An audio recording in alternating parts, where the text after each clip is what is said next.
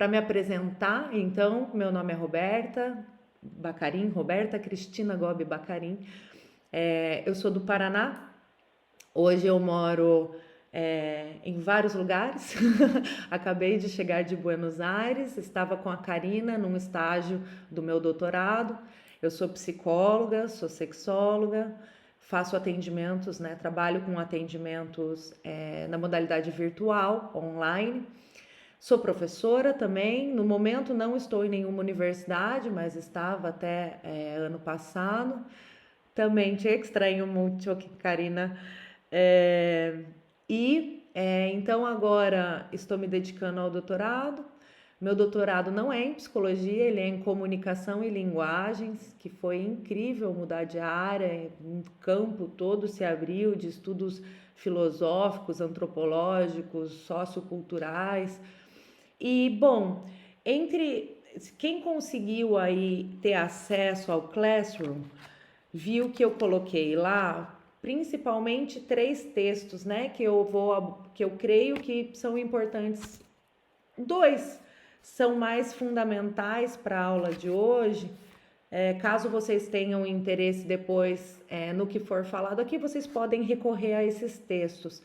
Um que é sobre performance, da Paula Sibilha, e outro que é sobre artivismo, que a autora principal é a Roberta Stubbs, uma colega minha, da Universidade de Maringá, que é psicóloga, foi para o campo das artes e hoje é professora de artes e agora está fazendo um pós-doutorado na Espanha. E tem um outro texto, que é um texto meu com a minha orientadora de doutorado, que é sobre corpos de mulheres explantadas.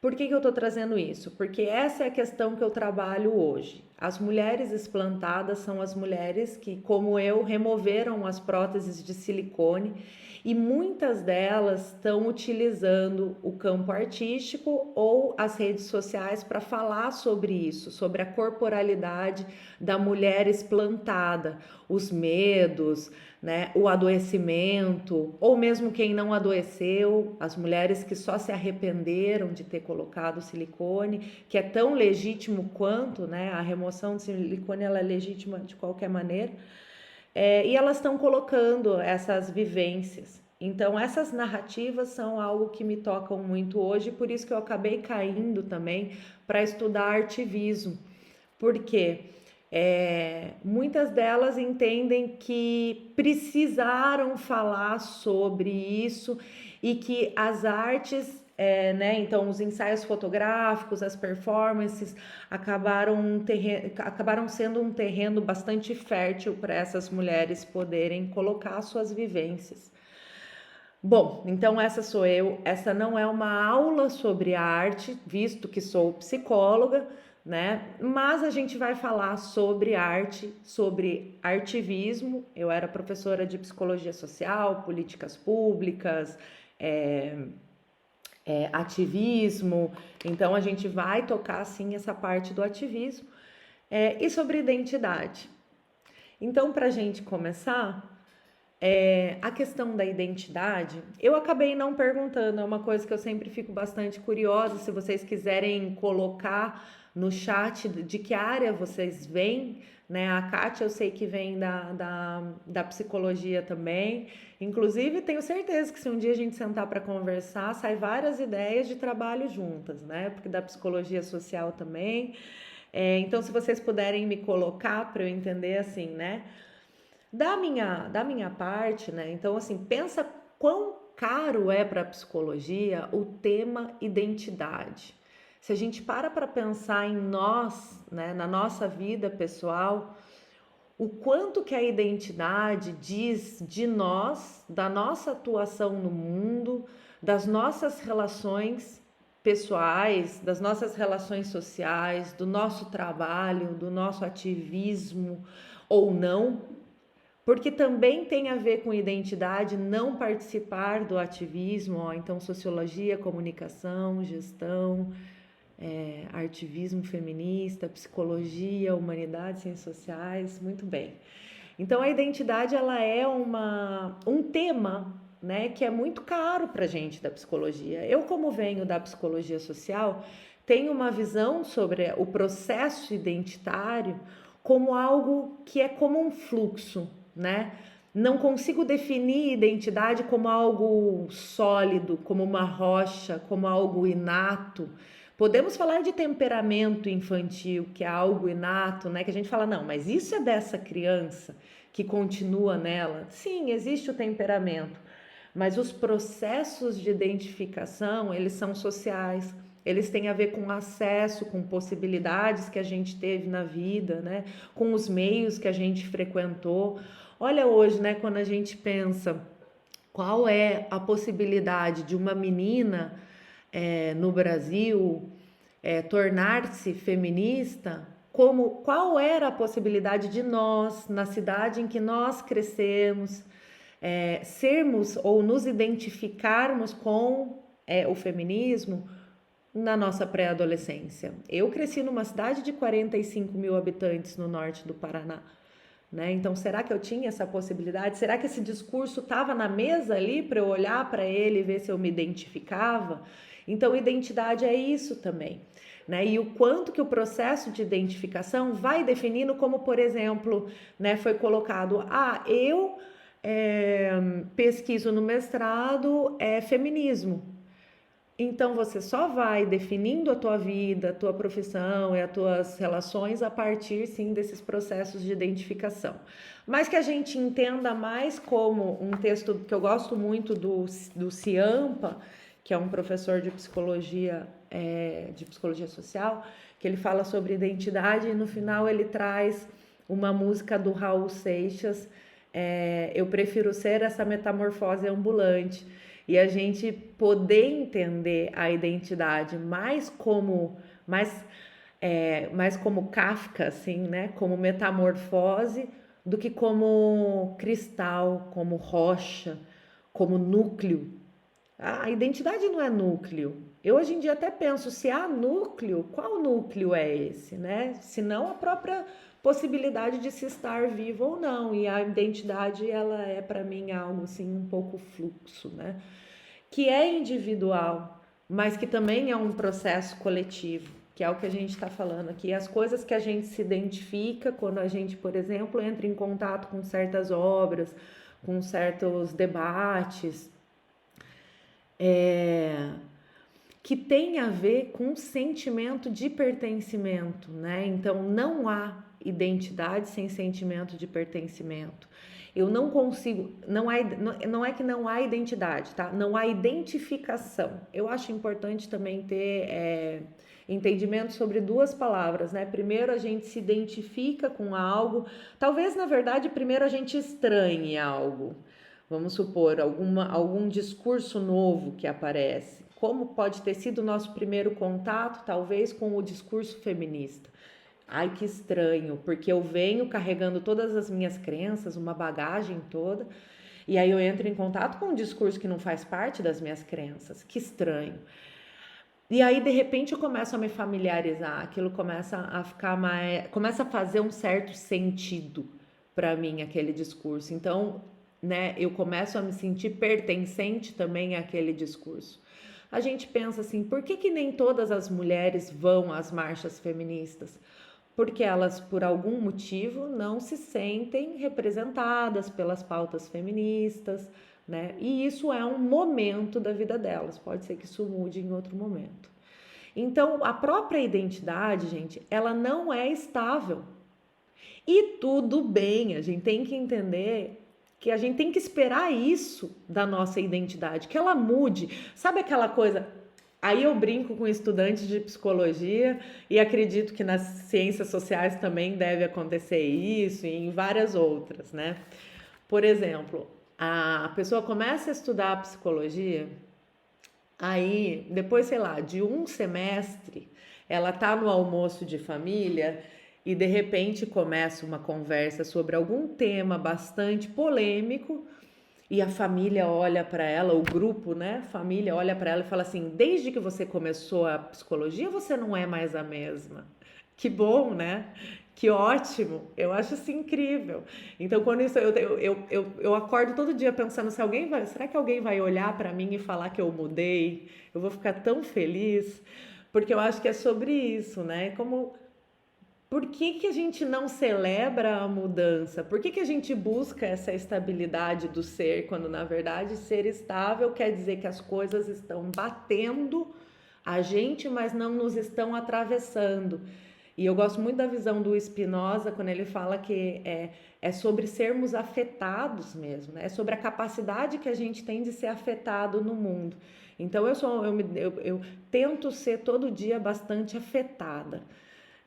E que mudar, e aí outra brincadeira que eu fazia com estudantes de psicologia, que eu colocava uma questão da prova sobre identidade, colocava lá assim: uma pessoa que muda constantemente a sua identidade, ela tem um transtorno de personalidade? E muitas vezes elas respondiam que sim. E não, gente, não é um transtorno de personalidade, né? Ter alterações no seu modo de ver o mundo. Obviamente que aí a gente não tá falando de algo que assim, né? Ai, cada dia acordei de um jeito. Mas assim, me identificar com outras coisas na minha vida é o esperado, tá? Então, esse tema da identidade move a arte, move a vontade que a gente tem de produzir coisas também. Opa, tô tentando mudar aqui, é no outro computador. Bom, sobre arte, né? Como disse, não sou professora de arte, mas gosto de pensar sobre os corpos. Eu vou trazer a questão da arte para a gente pensar sobre os corpos na arte, né? Como eles aparecem. Se a gente for tentar pensar numa linha histórica, artística aí, né? Como sempre buscavam os corpos perfeitos para serem retratados na arte. E a gente tem buscado mudar isso.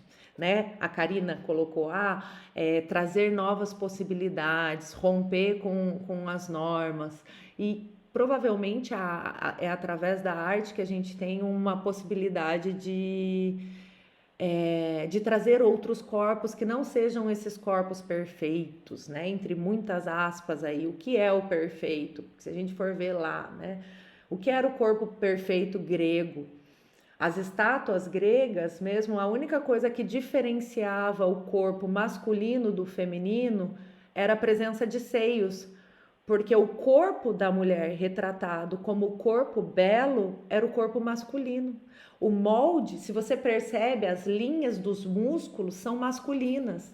É um corpo masculino, é um rosto quadrado, um rosto grande, não é um rosto feminino. Então é um corpo completamente masculino, onde era inserida ali o seio e era tirada a parte do órgão genital masculino. E esse era o corpo perfeito para os gregos aí de uma mulher. O quanto mais ele se parecesse em músculos e em tamanho de ombro e tudo de um corpo masculino. E nesse, né, na própria história aí que a gente tem da arte, isso não é novo, né? A gente tem várias mulheres falando sobre o apagamento dessas mulheres artistas, das mulheres escritoras, das mulheres pesquisadoras, cientistas, né? Então, na arte também essas mulheres foram, sim, apagadas pela história, né? Como a arte buscava retratar esse belo tanto esteticamente, como eu coloquei, né? Então, questão do corpo, matéria, corpo, mas também do religiosamente belo. O que era entendido enquanto religiosamente belo na arte? Então, as mulheres santas, né? Entre aspas aí, mas um corpo casto. Pensa assim, ó, as mulheres, as Amazonas, o mito das Amazonas, neste mito as mulheres removiam um seio, que era o seio onde elas lutavam com arco e flecha, né? Então o seio que atrapalhava a dinâmica para poder ser rápida no arco e flecha, elas removiam, extirpavam. E aí, nas pinturas sobre as Amazonas, este é o seio que sempre está coberto pela roupa e o outro seio está à mostra. Então, era também um símbolo da agressividade, da possível agressividade dessas mulheres guerreiras. Bom, então a gente entra aí, né, para entender a arte, como vocês colocaram aqui, também como um espaço de contestação das normas sociais. Até gosto de lembrar, acho que está até escrito aqui no próximo, que o Walter Benjamin ele fala, né, que a história olha para trás, a contrapelo, né, como ele diz, o processo de fazer uma historiografia é olhar a contrapelo nos processos históricos, enfim. E o da arte é olhar para frente.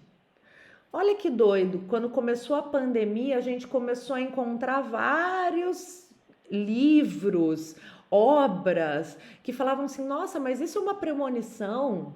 Essa pessoa escreveu aqui sobre esse futuro que na época para a gente era distópico, né, utópico, quiçá, mas é o que a gente está passando.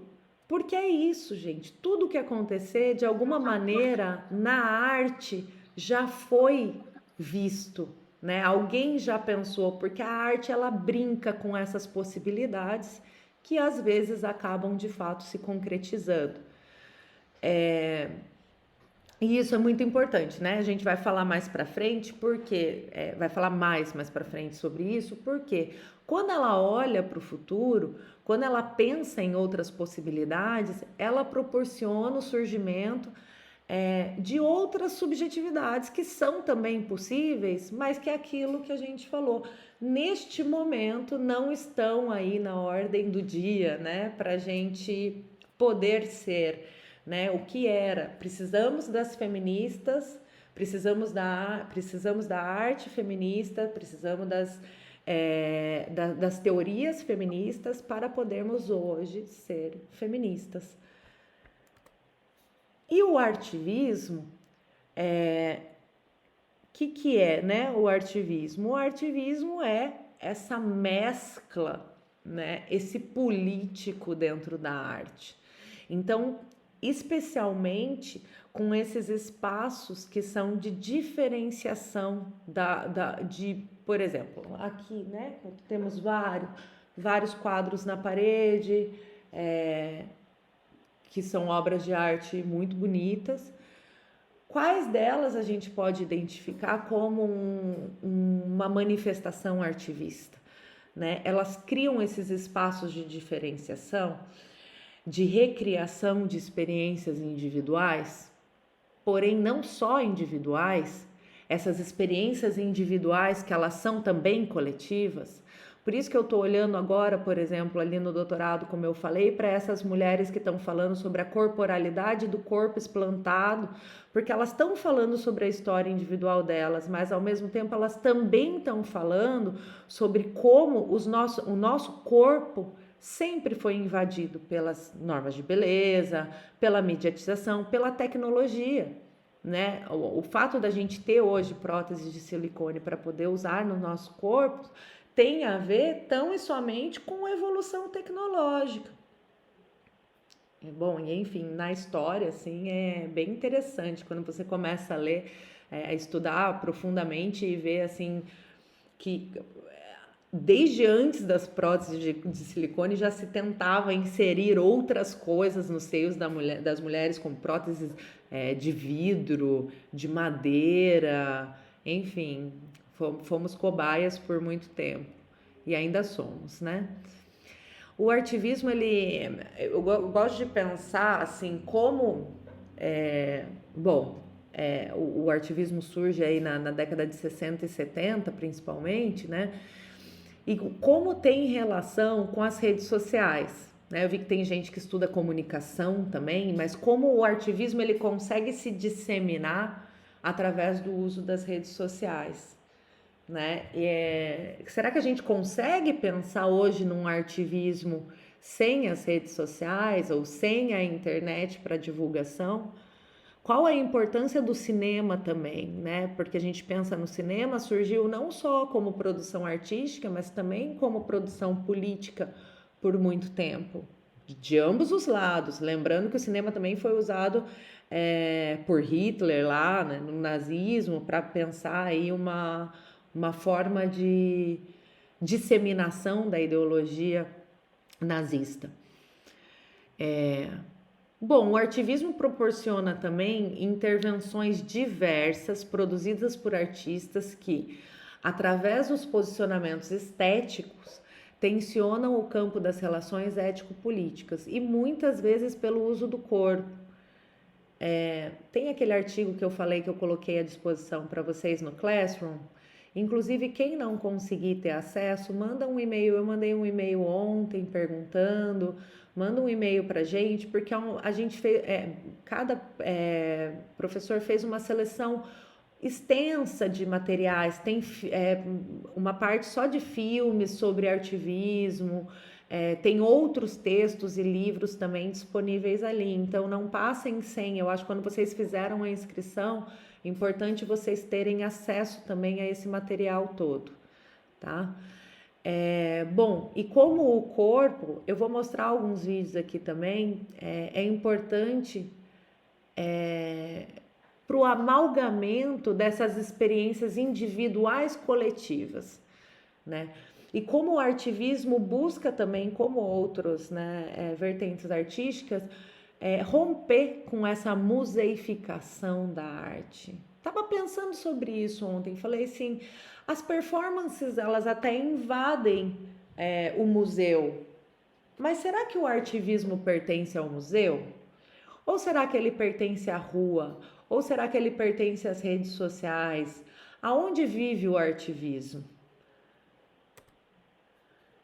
Bom, principalmente aí, né, colocar que o artivismo, esse artigo aqui que eu estou citando nessa primeira parte, é aquele artigo que está também disponível para vocês, tá? Então, o artivismo, ele propõe o uso da corporalidade no estabelecimento de conflito, tá? É sobre gerar conflito, é sobre romper com algumas normas. Então, estabelecimento de conflito com as relações de poder e sujeição, valorizando mais as inorganicidades, as aformidades, as sensações, as experiências, do que as representações capitalísticas, territorializantes que capturam e encerram nossos corpos em carapuças identitárias.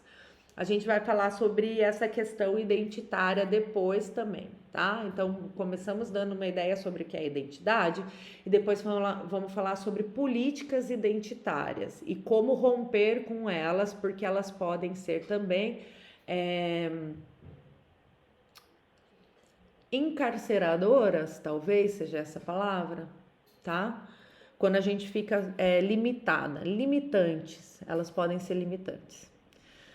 Bom, aí eu realmente tentei, eu vou tentar fazer uma aula que seja um pouco menos, uma conversa que seja um pouco menos academicista, mas eu não consigo, tá, gente? Sou professora, sou doutoranda, então assim, eu não consigo romper com trazer algumas questões teóricas para vocês. Eu espero que não fique muito chato, tá? Mas a ideia é que a gente consiga costurar teoria e prática.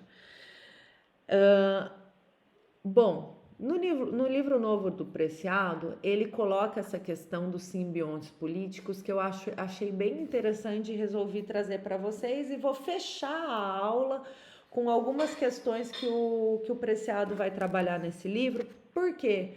Ele termina o livro fazendo sugestões sobre como podemos fazer intervenções artivistas que realmente busquem novas produções de sentido, novas subjetividades e novos modos de subjetivação.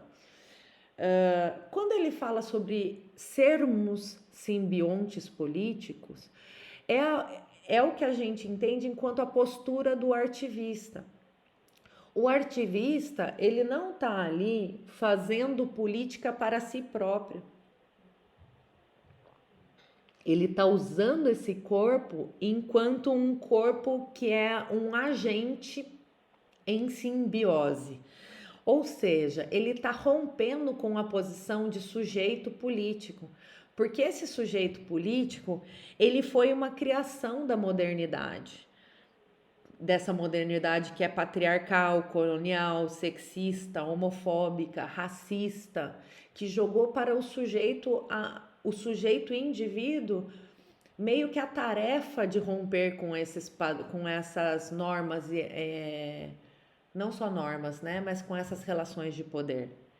E sujeito nenhum rompe com relação de poder, tá, gente? Coletiva não, só individual. Então, ele fala assim, se a gente individualmente não agrega, né, para buscar novas maneiras de romper com essas relações de poder, só podemos fazer isso de uma maneira coletiva. Então, a gente tem que sair dessa posição de sujeito político e atuar como simbiontes políticos, como agentes da revolução, que é uma revolução eletrônica hoje em dia. Talvez não seja mais uma revolução política de rua. Talvez a revolução mais importante agora ela seja eletrônica. Para a gente entender como se dá a constituição desse simbionte político, né? Então, a gente tem que entender o que é esse corpo. O que a gente está falando quando a gente está falando do próprio corpo? O corpo ele não é só a matéria aonde incidem essas relações de poder, essas normas, mas ele é um espaço aonde a gente pode fazer resistência. Eu fiz anotações também, tá? Por isso que eu tô olhando para baixo. Eu tô com 2 telas, caderno, é um negócio que tá doido hoje. Então, o corpo, gente, a gente pode entender enquanto o espaço que pode fazer resistências às tecnologias de governo e causar uma mutação, deslocamentos, rupturas. Para isso, para esse corpo poder gerar essas rupturas, esse corpo precisa criar recursos subversivos de subjetivação e de agenciamentos coletivos, através da relação com humanos, não humanos e com a tecnologia. Então aí eu acho que a gente entra também bastante na questão da Donna Haraway, né, quando ela fala que nós não estamos em relação só com outros humanos. A gente está em relação com o ambiente, né, com o planeta Terra, com os animais, com, né, a tecnologia que hoje é a responsável pela nossa vida. Quando uma pessoa vai para uma UTI, ela fica completamente sobrevivendo a partir da tecnologia. Quando a gente toma um remédio, um antibiótico, uma vacina, quantos de nós não sobrevivemos? Será que todos nós não sobrevivemos hoje ao Covid por causa da vacina? Então, somos sim tecnológicos, né? Um corpo tecnológico. Então, esses são os simbiontes políticos, são corpos que não são só matéria, são arquivos políticos que estão em relação com humanos, não humanos, tecnologias, pensando agenciamentos coletivos e modos de atuar que sejam individuais, porém coletivas, que rompam com essa lógica capitalista que precariza a nossa vida. Não sei se fui muito longe, né? Mas enfim. Bom, então, o artivismo, quando ele se encontra com a estética decolonial, feminista e ecológica, ele é responsável por se constituir como uma potente ferramenta para repensar a arte, a política e as nossas formas de atuação também enquanto mulheres feministas. E pode criar novos regimes de subjetivação também. Uai, acho que eu pulei um... Ah, não, tá mais para frente. Aqui eu trouxe algumas... Bom, vamos, né, pensar então em algumas obras de artistas mulheres. Creio que todas... Não, acho que tem um homem também. Para a gente pensar sobre artivismo. A Regina José Galindo, por exemplo, é uma artista que é uma artivista, né, que tem várias obras, e agora ela tem trabalhado, mais para frente eu vou mostrar isso. Mas, por exemplo, nessa obra de 2005, aonde ela convidou um cirurgião, que era o cirurgião mais renomado do país, para que fizesse uma performance, né, uma intervenção pública. Eles estão numa praça e esse cirurgião está fazendo no corpo dela todas as cirurgias plásticas que ela deveria fazer para ter um corpo perfeito, um corpo mais parecido com o que seria. Ai, que pena, Marisa. Tenta voltar assim. Qualquer coisa eu tô gravando, a gente vai deixar disponível. Eu tô com uma alergia, vou atrás de um remedinho e depois eu volto. Ótimo. Tá? Tá bem.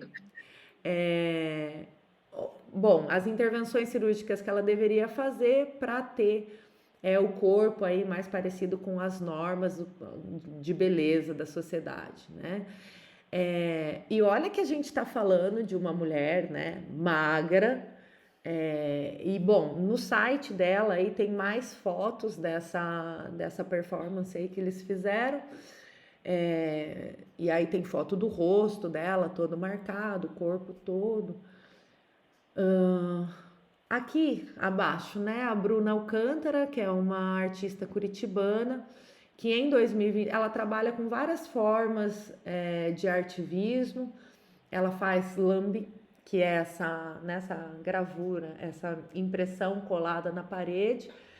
Então, desde lambes pequenos a lambes grandes, que foi o caso desse, que acho que foi em Goiânia que foi feito. É uma foto dela amamentando. E ela faz também bordado. Então, aí ela faz bordados em fotografias.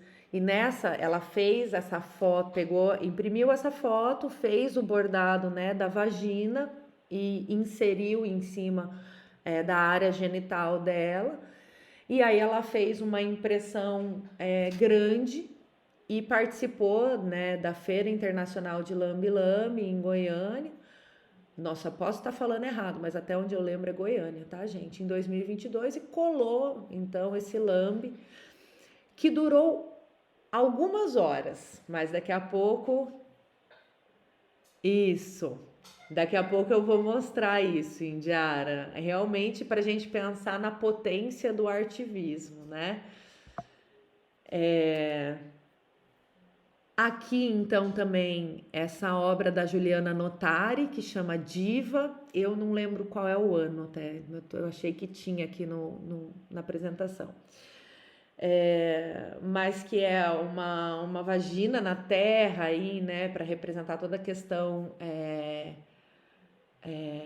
da terra enquanto provedora, a vagina também, o útero, né, enfim, e uma vagina menstruada, né, a gente tava no taller da Lucia falando sobre isso, sobre o sangue, a menstruação, né.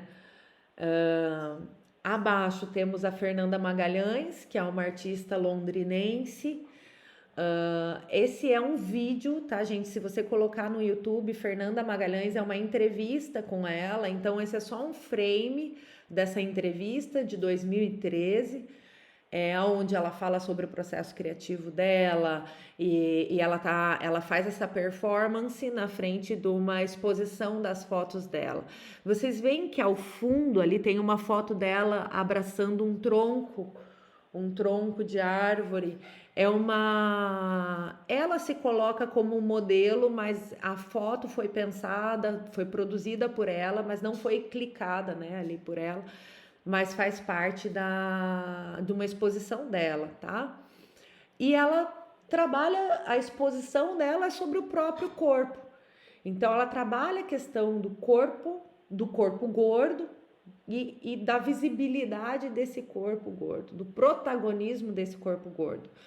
Uma vez a gente convidou a Fernanda Magalhães e ela, muito generosa, esteve em uma programação para o Dia das Mulheres que a gente fez no Conselho Regional de Psicologia em Curitiba, e ela fez essa performance onde ela caminha entre as pessoas. Ela tá com um vestido muito leve e ela olha para as pessoas, interage e ela tira o vestido e continua andando pelas pessoas e interagindo, e ela se apresenta assim como está nessa foto, nua, e depois a gente conversa sobre isso. Ela fala sobre como foi importante para ela, como toda vez que ela faz essa performance é importante para ela exibir o corpo gordo, fazer com que as pessoas olhem para o corpo gordo, normalizar o corpo dela, né? E como toda vez é um processo forte, mas que ela entende que tem uma questão social, principalmente no Brasil e na Argentina, né? Não sei se na Colômbia também, mas acredito que sim. Tem uma questão muito forte sobre o corpo, né? Uma cobrança muito grande sobre as mulheres de terem um corpo magro. Eu digo que na Colômbia também Liliana, porque existem dos 10 países que mais colocam silicone no mundo, o segundo é o Brasil, depois vem a Argentina, México, Colômbia. Acho que isso. Então, de 10 países do mundo, nós temos 4 países e os Estados Unidos é o primeiro, né? Então, temos 5 países americanos e 4 latino-americanos. Eu acho muito forte esse número, né? Muito forte esse ranking, para dizer sobre como realmente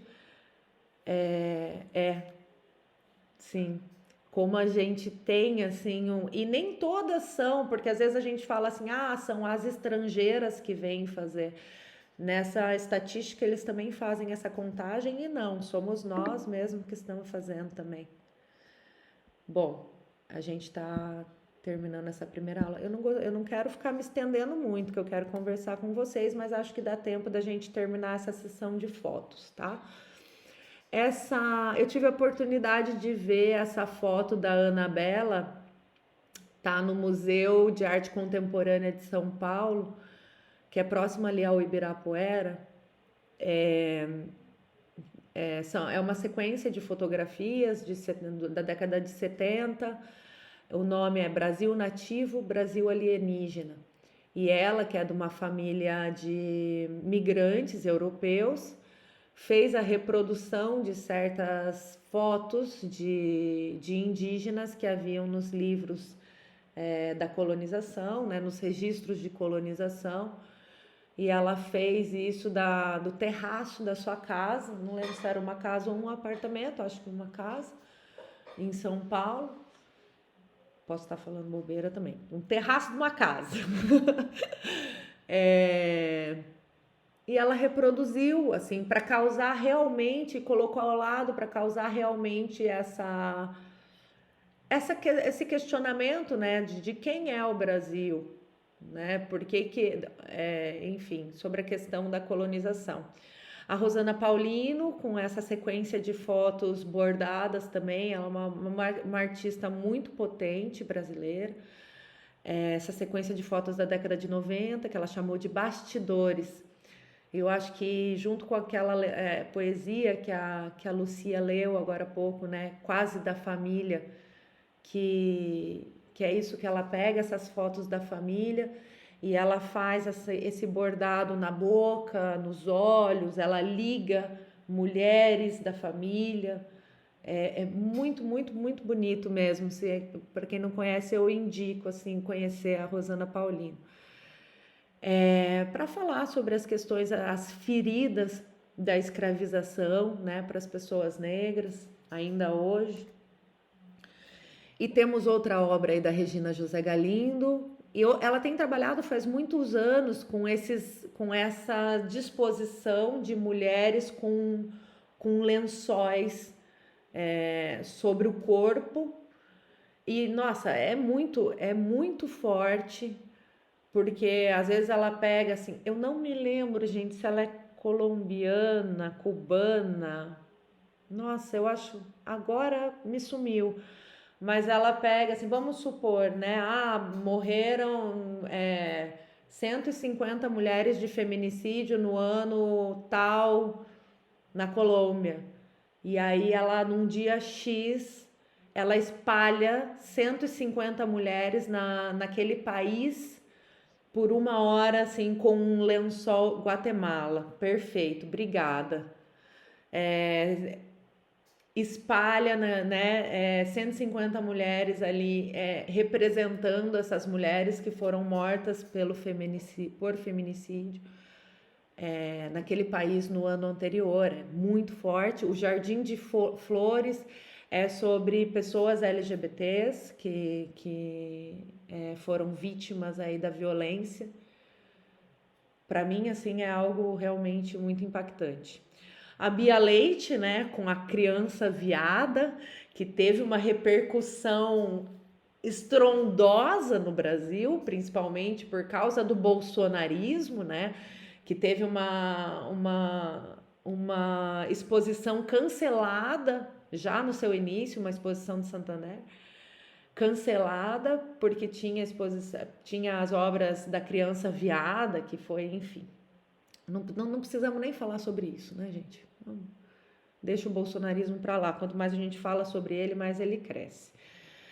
Vamos falar sobre essa obra que fala, né? Então traz representações, grafites aí feitos, às vezes que partiram de fotografias.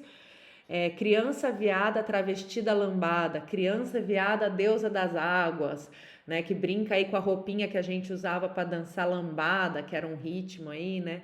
A deusa das águas, porque essa criança tá no mar. Bom, acho que a gente pode interromper e voltar para o próximo link, pode ser?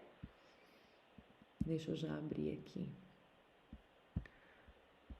Bom, gente, o link tá aqui. Cari, se você puder mandar de novo o link. Bom, acho que eu consigo. Calma lá. Vou reenviar.